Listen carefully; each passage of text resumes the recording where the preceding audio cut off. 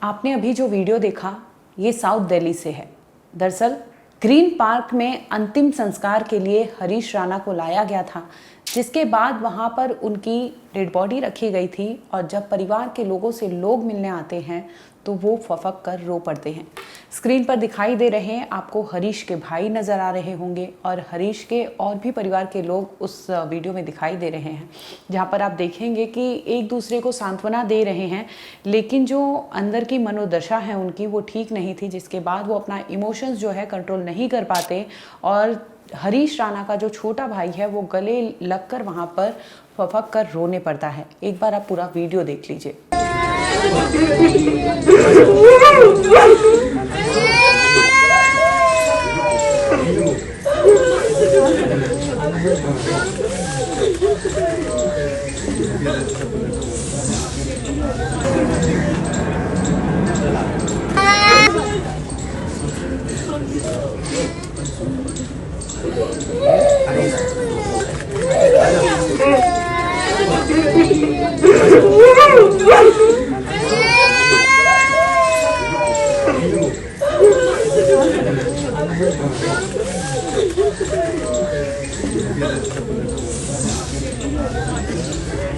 नमस्कार, आप देख रहे हैं क्राइम तक। मैं हूं अश्विनी सिंह। देश का पहला इच्छा मृत्यु वाला केस जो था वो हरीश राणा के नाम पर था। 11 मार्च को हरीश राणा को सुप्रीम कोर्ट से ऑर्डर मिलती है जिसमें बताया जाता है कि इन्हें पैसिव जो होती है यूथनेशिया वो दिया जाए ताकि इन्हें किसी भी प्रकार की दर्द ना हो, कोई भी इनको ऐसी चीज़ें ना हो जिसकी वजह से इनका आर्टिकल 21 जो कॉन्स्टिट्यूशन हमें राइट देता है ज़िंदगी अच्छे से जीने की, तो उसी तरह से एक जो शख्स है उसे सही से उसकी मृत्यु भी हो और उसकी जो पर्सनल चीज़ें हैं वो किसी भी तरह से उसकी डिग्निटी को हार्म ना हो, इसका ख्याल रखते हुए सुप्रीम कोर्ट ने ये ऑर्डर दिया था। जिसके बाद 14 मार्च को हरीश राणा को दिल्ली के एम्स अस्पताल लाया गया था, जहां पर पैलिएटिव केयर यूनिट जो होता है वहां पर उन्हें एडमिट रखा गया था। हालांकि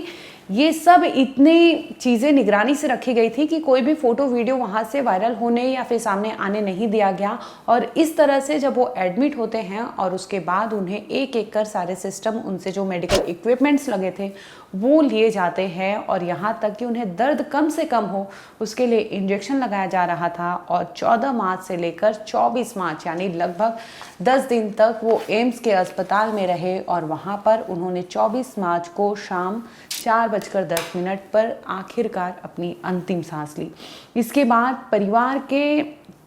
जो सदस्य हैं यानी उनके पिता जो है उनका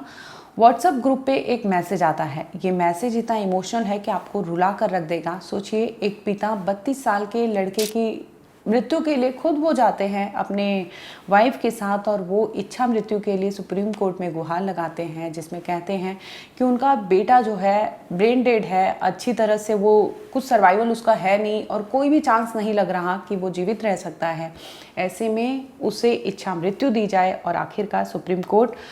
उन्हें उनकी जो डिमांड होती है वो पूरी करती है और इसके साथ ही आर्टिकल 21 का हवाला देते हुए उनकी डिग्निटी को मेंटेन करते हुए कहा कि उन्हें इच्छा मृत्यु यानी ग्रांट कर दी जाए। अब बता दें कि आखिर उनके पिता ने जो आखिरी मैसेज क्या लिखा वो बताएं, इससे पहले आपको एक वीडियो दिखाते हैं जिसमें आप साफ तौर पर सुन सकते हैं कि अपने बेटे की मौत के बाद जिस तरह से उनकी आखिरी सांस एम्स अस्पताल में लिया है हरीश राणा ने, उसके बाद पिता ने पहली बार कुछ बोला है। पहले तो उन्होंने व्हाट्सएप ग्रुप में एक मैसेज भेजा था, वो हम आगे बताएंगे। इससे पहले वो क्या बोल रहे हैं वो सुन लीजिए। धन्यवाद करेंगे। पत्रकार बहुत नहीं हट जाओ पानी थोड़ा हट जाओ। हमारे कि कृपया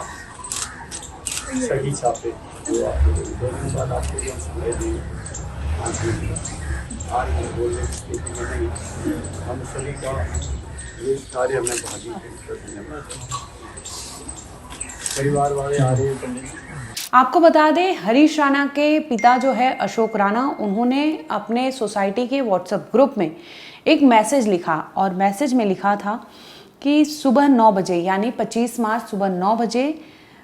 हरीश राणा के अंतिम संस्कार जो है वो रखा गया है और वो ग्रीन पार्क साउथ दिल्ली में रखा जाएगा और इसके साथ ही ओम शांति ओम का मैसेज लिखा हुआ था। ये एक पिता के लिए कितना भावुक कर देने वाला संदेश होगा। कहते हैं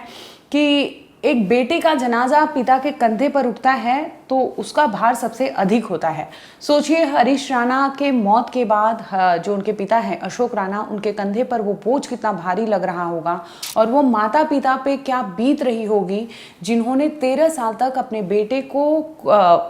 घर में रखकर उसका इस तरह से इलाज किया और आखिरकार उन्होंने उसके भविष्य को ही लेकर इच्छा मृत्यु की डिमांड की, क्योंकि माँ का कहना है जब तक हम चल रहे हैं, जब तक हम जीवित हैं, तब तक तो हम करेंगे सेवा भाव, लेकिन इसके बाद क्या। उनका एक छोटा बेटा भी है, उन्हें लेकर उनको चिंता होती थी और कहना ये था, और सही भी बात है कि हरीश राणा को आगे कौन देखेगा, उनके हाथ पैर चल रहे हैं तब तक वो ठीक है जो चीज़ें कर रही है, लेकिन इसके बाद क्या होगा जिसकी वजह से वो सक्षम नहीं है और आखिरकार उन्होंने ये गुहार लगाई थी। आपको याद होगा कि हरीश राणा को जब 14 मार्च को हॉस्पिटल एम्स ले जाया जा रहा था तब उनका एक वीडियो वायरल हुआ था।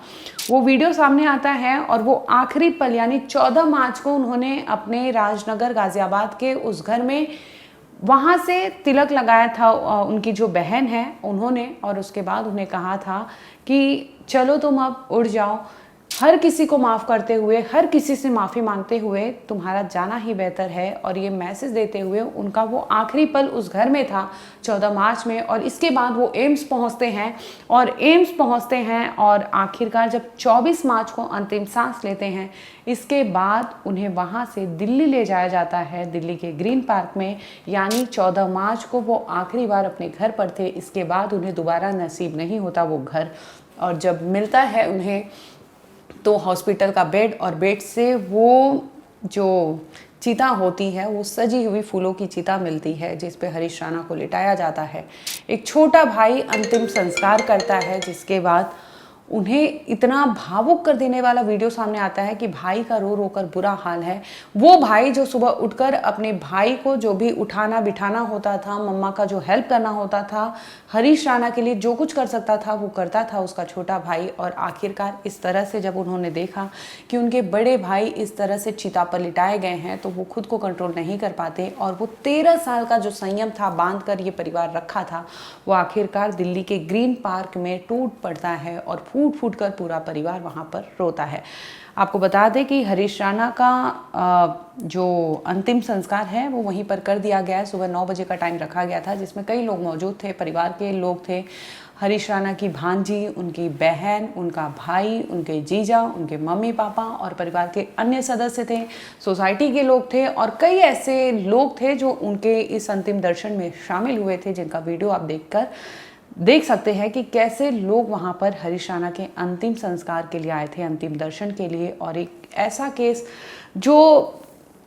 सबके लिए एक ऐसे सोचने का विषय बन गया कि आखिर कितना मजबूर हो जाता है एक इंसान कि उसे वो ज़िंदगी इतनी बड़ी लगने लगती है कि वो पेरेंट्स जाते हैं सुप्रीम कोर्ट और आखिरकार अपने बेटे की मौत के लिए गुहार लगाते हैं, और वो बदनसीब माँ बाप, उन्हें सुप्रीम कोर्ट ने ग्रांट भी किया, जिसके बाद आपने देखा कि 10 दिन के भीतर एम्स में उन्हें पैलेटिव केयर यूनिट में रखा गया था, जहाँ पर उनकी मौत हो जाती है।